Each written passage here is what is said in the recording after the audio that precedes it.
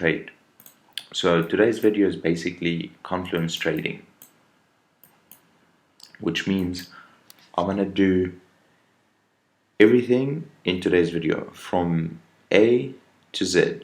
How I start from a clean chart, how I analyze the market, and what I look for before entering a trade.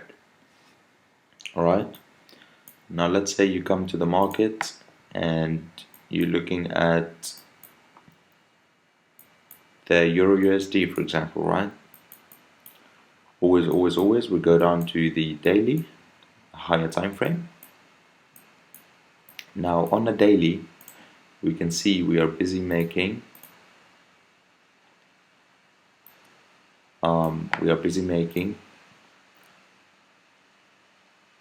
lower highs, right, and lower lows. You see the market is making lower highs and lower lows, right? Now I know that the overall market is bearish, alright? Market is bearish, so cool. Now we go down to the 4 hour and draw some, support and resistance and market structure and confluences. Look to the left, and I can see that there was support here, it broke, came back to retest, failed, retest, reject a little bit, then it broke above, so it took out liquidity, and it came down.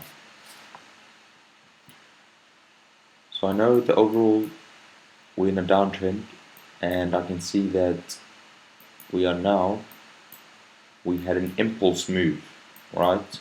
When you see an impulse move, what I like to do is plot my Fibonacci from point A to point B, right? And then I just wait and see a retracement to this level, right? So now, I'm gonna wait for the market to come up to here, right? I'm gonna wait for the market to come up to there, and once it's somewhere around here, right? Once the market is around here, then what I would look for is Confluence to take a short position, right? So let's say we have structure here which matches with our 38.2%, right? So then I watch and see what happens here. If it rejects, I jump in, first take profit, second take profit. That's literally all I do before taking a trade. Right? Now obviously I don't enter on the 4 hour because that's just mad unless you're swing trading. But yeah, I like to scalp, so I can see here now. However, we have not broken these lows over here, right?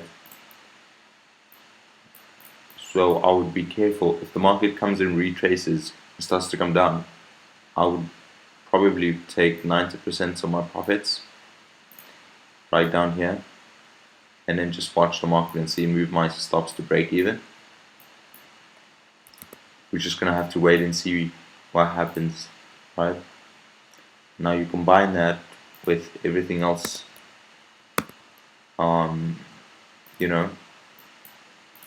everything else I've taught you. But yeah, dude, this is basically all I do. I did say next video is going to be about the Fibonacci. I think I did make you one, but if I haven't, the Fibonacci is basically a retracement, right?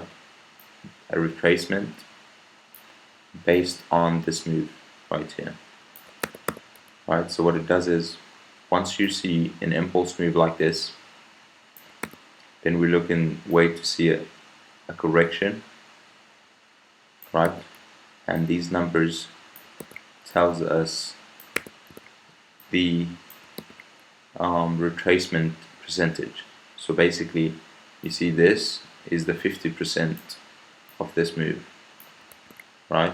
Point A is up here, point B is down here. And this is the retracement percentage before continuation to the downside. This is basically it, the Fibonacci, how I use it. And this can also be our supply area, right? This whole thing can be our supply area because aggressive selling, right, which causes us to be a supply area.